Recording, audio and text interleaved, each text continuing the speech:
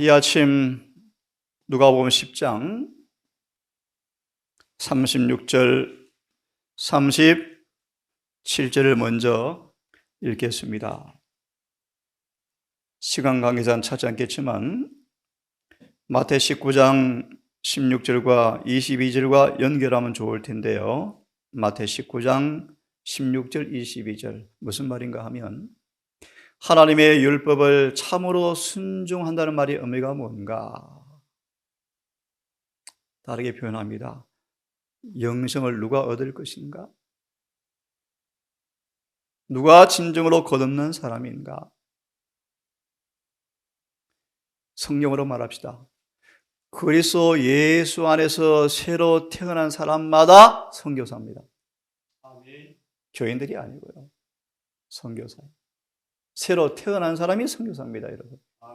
그들은 비록 소망의 말씀처럼 한 번도 외방 선교지 안 갔지만 죽을 때까지 주방에서 열심히 일한 엄마지만 선교자보다 넉넉히 하늘에 갈 수 있대요. 그런 의미입니다, 여러분. 이게 선교사의 선교사. 농부입니다, 농부입니다. 읽기를 원합니다. 내 의견에 이 세 사람 중에 누가 강도 맞는 자 이웃이 되겠느냐? 누가 이웃이 되겠느냐? 누가 이웃이 되겠느냐? 가로되 자비를 베푼 자니이다. 너도 이와 같이 하라. 이 구절은 이렇게 우리에게 말합니다. 25절 37절의 마지막 제목에 보시면 그리스도와 연결되어지면 우리는 모두를 사랑할 수 있다. 모두를 사랑할 수 있다. 여러분 완전히 무엇입니까? 원수도 사랑하는 것입니다. 어떻게 가능합니까? 예, 가능합니다. 주님과 연결되어지면. 바울 보세요, 바울. 사도 바울 보세요. 예수님 보세요. 사단과 모세의 시신을 두고 다툴도 예수님은 한마디의 비난도 안 하잖아요. 마귀도 비난 안 하잖아요, 예수님은. 그죠? 그런 예수님. 한번 읽기를 원합니다. 그리스도께서 거하는 마음에는 사랑의 결핍이 일어날 수 없다. 계시록 2장 1절과 7절에 나오는 에베소 교회에 주어진 메시지 가운데 이 모든 것에도 불구하고 그럼에도 불구하고 첫사랑이 없으면 촛대 옮긴다. 봉사, 수고, 선교, 헌신 엄청나고 영적 지식이 엄청나서 어떻게 오류야 라고 분간도 할 수 있을지 모르지만 처음 사랑이 없으면 촛대 옮긴다. 맞죠? 옮깁니다. 예수님의 말씀. 잠깐 다른 말씀 하나 드릴까요? 노아 홍수 직전에 왜 그렇게 많은 사람들이 방주에 안 들어간 줄 아십니까? 하나 소개해 드릴까요? 하나님의 자비를 너무나 많이 믿고 공의를 무시했대요. 여러분 잘 아십시오, 여러분. 그분의 자비도 공의라는 쌍둥이에 완전히 닮아서 자비도 심판합니다, 여러분. 하나님의 자비를 요약하게 착각하지 마세요. 착각하지 마세요. 예를 들면 아론의 두 아들들을 주님 목숨을 거두준 것이 무한한 자비였대요. 그 무한한 자비가 수많은 사람을 살렸대요. 하나님의 품성을 오해하면 큰일 나요, 여러분. 거짓 복음을 전해요, 거짓 복음. 예. 예수께서 거하는 사람 마음에는 사랑의 결핍이 일어날 수가 없다. 하나님 우리를 먼저 사랑하셨기 때문에. 하나님 우리를 먼저 사랑하셨기 때문에 우리가 그분을 사랑한다면 우리는 그리스도께서 생명을 버리시기까지 사랑하신 그 사람들을 사랑해야 할 것이다. 심판의 광경을 보시면 큰 죄 가운데 하나가 뭔가? 몰인정이 큰 죄다. 몰인정. 엄청 큰 죄다. 하늘의 하나님께서 강도 만나 거반 추구하는 저와 여러분들을 살리려고 하늘을 버리고 이 땅에 찾아오셨잖아요. 얼마나 인정이 많으십니까? 얼마나 동정이 많으십니까? 그렇죠? 우리는 사람들과 접촉하지 않고는 맞습니다. 하나님과 접촉할 수가 없다. 너무 중요한 말씀입니다. 사람들과 접촉하지 아니하면 우리가 사람들과 접촉하지 않고는 하나님과 접촉할 수가 없다. 그죠? 왜냐하면 우주의 보호자 앉으신 그리스도 안에서 신성과 인성이 결합되어 있기 때문이다. 우리가 그리스도와 연결되어지면 우리는 우리 서로 동료들과 뭐 한다고요? 금고리로 연결되어진다. 그렇게 되면 이 말씀 같이 읽으십시다. 시작. 그렇게 되면 그리스도께서 가지셨던 긍휼과 동정심이 우리의 생에 나타나게 될 것이다. 아멘. 산상보 5장 48절에 마지막 복음 산상본 뒷구절에 나오죠. 우리가 하나님의 자녀가 되어지면 그분을 닮게 될 것이다. 그것이 온전이죠. 우리는 궁핍한 자들이, 불행한 자들이 우리를 찾아오기까지 기다리지 말아야 한다. 우리는 그리스도께서 들어다니시며 선을 행하시는 것이 자연스러웠던 것처럼 궁핍한 자와 고난당하는 자들에게 봉사하는 것이 자연스러울 것이다. 누가 연결되어지면요? 우리 주님과 연결되어지면 사랑과 동정을 베풀고 싶은 충동이 일어나는 곳마다 다른 사람의 삶을 복되게 하고 향상시키고자 하는 마음이 생기는 곳마다 거기에는 성령의 역사가 나타날 것이다. 그의 사랑은 너무나 깊고 너무도 깊고 너무나 충만해 있기 때문에 어디든지 뚫고 들어간다. 이 늦음의 성령의 모습이요. 보셨죠? 하이브리 계시 가운데 집집을 방문해서 성경을 펼쳐 성경을 읽게 주는데 이것이 늦음이다. 그러잖아요. 앞으로 그런 일이 와요. 이를 흉이 내리고 핍박이 오고 안식일이 개정됨이 되어지고 우리에게 초기 환란의 핍박이 올 때 우리는 공중 집회가 어려워요. 집집을 방문할 거예요. 집집. 그때는 성령께서요. 요한복음 4장처럼 누렇게 익은 추수밭에 있는 알곡들만 찾도록 인도할 거예요. 그것이 큰 소리 외침이요. 늦음의 성령 운동이요. 이러한 사랑은 사탄의 기만으로 미혹된 불쌍한 영혼들을 그의 세력의 범위에서 끌어낸다. 이 사랑은 저희로 하여금 약속의 무지개에 둘러있는 하나님의 보좌에 나아갈 수 있게 만들어준다. 잠깐 빨리 좀 정리하고 마무리해야 되겠습니다. 의료 선교 사업과 그 중요성이 뭔가? 여기 인용 안 되었지만 재림교회에 주어진 모든 사업의 포커스는 셋째 천사의 기밀입니다. 좀 어려운 말인데요. 이번 안식일에 설교할 것입니다. 여러분 속에 복음의 능력을 통하여 율법이 완전히 이루어지는 것입니다. 풀이하면 로마서 6장 4절의 말씀. 죄의 몸이 멸하여 다시는 죄에게 종로로 하지 아니하는 삶을 사는 것입니다. 이것이 셋째 천사의 기밀입니다, 여러분. 그 일에 의료 선교 사업이 너무너무 중요합니다. 자, 침례 주는 기간이 아닙니다. 교인 만드는 기간이 아닙니다, 여러분. 의료 선교의 본질은 참여하는 사람들이 셋째 천사의 기별자가 되게 하는 것이고요. 그곳에 오는 사람들을 율법을 수반하는 사람으로 이끌어내는 통로가 의료 선교 사업이에요, 여러분. 당뇨 낫게 하고 암 낫게 해서 교인 만드는 게 절대로 아닙니다, 여러분. 절대로 아닙니다. 왜 중요한가? 너무 잘 아시는 말씀 성경 구절이요. 너희 빛을 사람 앞에 비치게 하여 저희로 너희 착한 행실을 보고 하늘에 계신 아버지께 영광을 돌리게 하라. 14장 계시록 7절의 주석에 하나님을 두려워하며 그에게 영광을 돌리라. 영광을 돌린다는 것은 그의 품성을 재현하는 것을 의미한다. 그렇게 말하죠. 의료 선교 사업은 지상 명령입니다. 교회 모든 구성원들이 의료 선교사가 되어야 한다. 의대가란 말이 아니고요. 무슨 뜻입니까? 동정이 필요한 사람에게 따뜻한 음식을 갖다 주어서 기도해 주는 것, 의료 선교사업이에요. 아, 저 집에 한 달 때거리가 없네. 몰래 쌀을 갖다 주는 게 의료 선교사업이에요, 여러분. 치료하고 축복하고 힘을 더해주는 복음 사업에 결정적 관심을 갖지 아니하면 결코 복음의 명령을 따르는 자들이 되지 못할 것이다.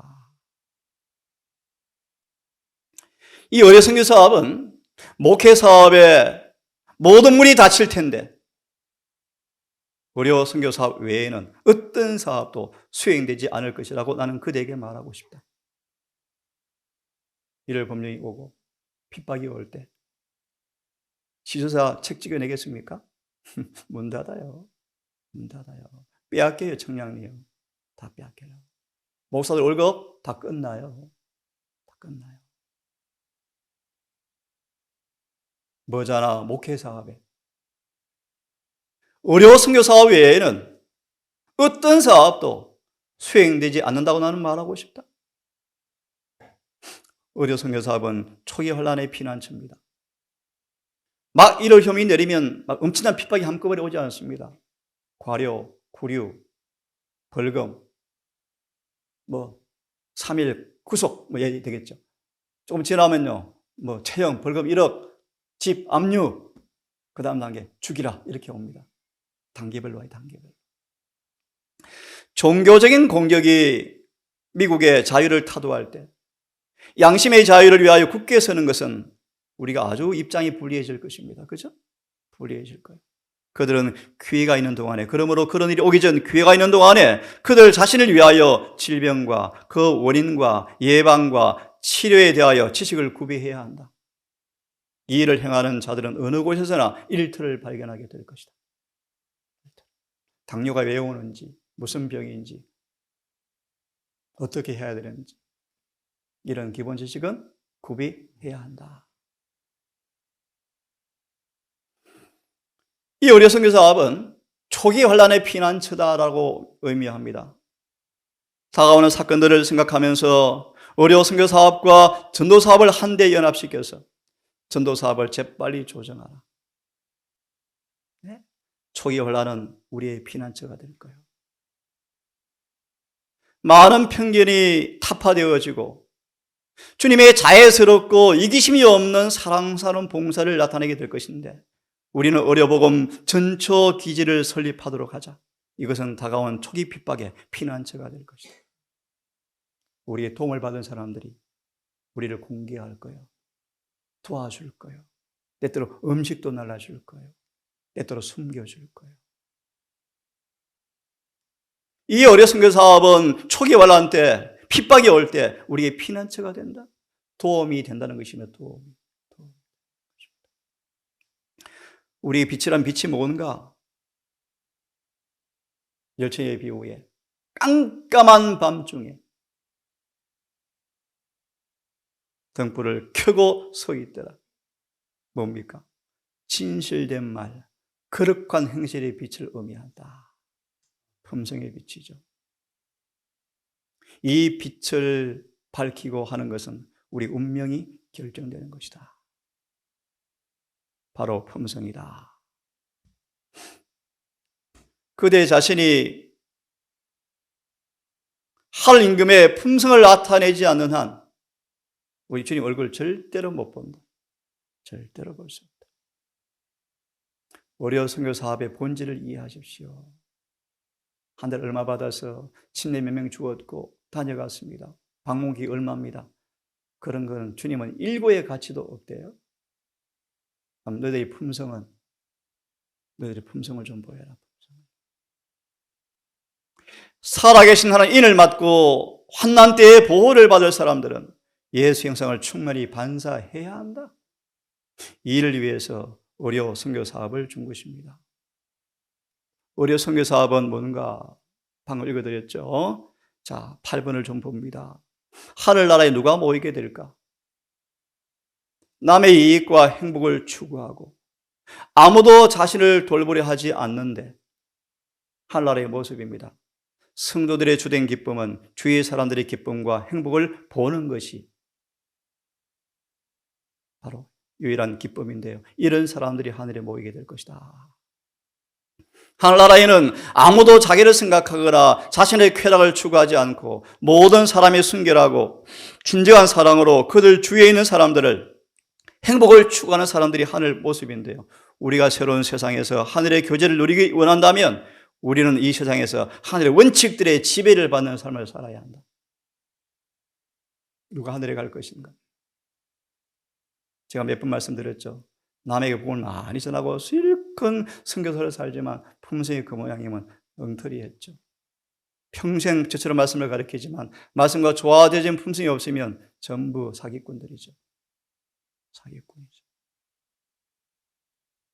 그대가 우리의 품성을 형성하기 위한 처방전이 의료 선교 사업이라고 말씀하시는데 그대가 이 일을 충실히 했는가 하지 않는가에 따라서 영원한 운명도 결정되어지는데 하나님의 품성의 특질, 동정, 긍휼, 사랑이 개발되게 하시려고 의료 선교 사업을 명하셨다. 네? 운영이 잘 됩니다. 한 달에 20명 왔습니다. 1,000만 원 벌었네요. 이것이 아니고요, 여러분. 아니고요. 참여한 사람들이 이런 품성이 개발되도록 하기 위해서 의료 선교 사업을 명하셨다. 하늘 조정에 갈 수 있는 자격을 구비하는 것은 봉사의 학교에 입학해서 배우는 것이다. 이 봉사일을 게을리하면 거절하면 주님의 교훈을 거절하는 것이고 하나님을 영원히 떠나는 것을 선택하게 되는 것이다. 모든 사람은 이사야 58장을 생각하라고 아무리 강조해도 지나치지 않다. 끝이 가까울수록 이 사업은 더 시급하다. 더 시급하다. 3번 읽어드리고 마무리합시다. 무화적인 사업에 봉사하지 아니하면 병적인 경험을 갖게 되어지고 투쟁과 의심과 불평과 범죄와 후회하는 일로 지쳐버려서 참 종교가 무엇으로 이루어지는가에 대해서 감각을 잃어버리게 되어진다. 시골 생활 참 두려운 거요. 한편으로 사람의 신앙인의 삶에 일이 이루어지지 아니하면 시골 생활은 시골 농부되어 살다가 끝나요. 그들의 마음은 남의 결점을 찾는 정신으로 가득 차 있으며 형제들의 과오와 실수를 헐뜯으며 생애한다. 그래서 그들의 종교 생활은 다만 희망도 신앙도 없는 암담한 것뿐이다. 뭐 하지 아니하면 모아의 봉사에 참여하지 아니하면. 우주의 법칙이 뭐라고요? 너무 잘 아시죠? 자아 희생의 법칙이 생명의 법칙이다. 오늘 여기까지 하십시다. 12자를 파송하시면서 이런 자비의 사업을 명하셨죠. 우리 동산이 정말 그렇게 더 깊이 탈바꿈해서 우리가 이 거룩한 복음이 가장 아름다운 빛으로 포장되어서 가장 깨끗하게 비춰지는 교회가 되기를 간절히 바라면서 말씀을 줄이겠습니다. 한 사람도 아버지 남의 영향을 주지 않고는 사는 존재가 아무도 없습니다. 두려운 사실은 하늘의 심판대에는 우리의 표정까지 그 열매의 씨를 추수를 심판한다고 말씀하십니다. 율법이라는 심판대 앞에 거울은 우리의 심사까지, 동기까지, 감정까지, 의도까지, 은밀한 생각까지 거룩함을 요구합니다. 아버지 누가 능히 서겠습니까? 오 주여 우리를 도우사 우리 자아를 죽게 도우시고 옛사람은 주님 안에서 사라지게 하시고 완전한 새 사람으로 창조되어지는 진정한 거듭남의 경험이 충만하게 되기를 주여 간절히 소망합니다. 아멘. 성경 말씀이 생생한 현실이 되어서 내 삶에 짜여지고 시절과 날줄로 연결되어서 어떤 힘에도 찢겨지지 아니하는 옷으로 만들어지는 그런 품성이 우리 품성 되고 싶습니다. 아멘. 주님 너무나 분명합니다. 누가 하늘에 갈지, 구원이 무엇인지, 누가 심판을 통과할 품성을 가질 것인지, 참된 신앙이 무엇인지 쏠 필요가 없음을 감사합니다. 아버지 이곳이 이제 헌신을 통해 이루어진 저 작은 건물이 주의 명하신 그런 건물로 쓰임받고 싶습니다. 아멘. 동성가족들 의로 옷 입고 성령의 기름으로 공급받아서 서툰 말, 어째 미흡한 음식일지 모르지만 하나님의 은혜가, 성령의 감화가 우리의 모습을 통하여, 우리 상과 발의 봉사를 통하여 올 영혼들에게 증거되게 하셔서 아멘. 주님의 사랑을, 주의 은혜를 찬양하는 찬미가 울려 퍼지는 건물이 되는 것을 보기를 소망합니다. 아멘.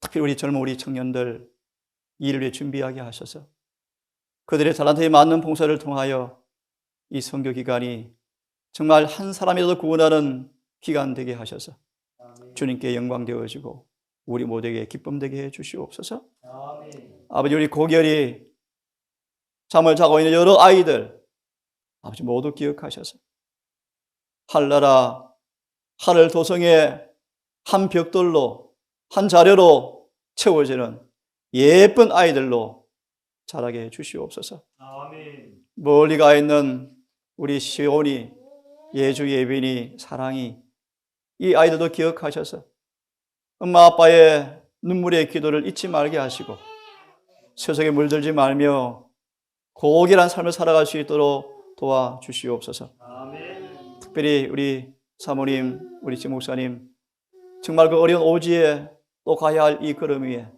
위로와 용기를 더하시고 성령께서 함께 해주셔서 아멘. 아무도 가지 않는 그 외로운 척박한 길을 은혜의 기름으로 온 마음을 가득 채우고 말씀으로 모장하여 주의 명하신 말씀에 순종하는 그 길에 큰 은혜가, 위로가 있게 해주셔서 잘 임기를 마치고 건강하고 은혜 충만한 모습으로 만날 수 있도록 이들의 걸음을 인도해 주십시오.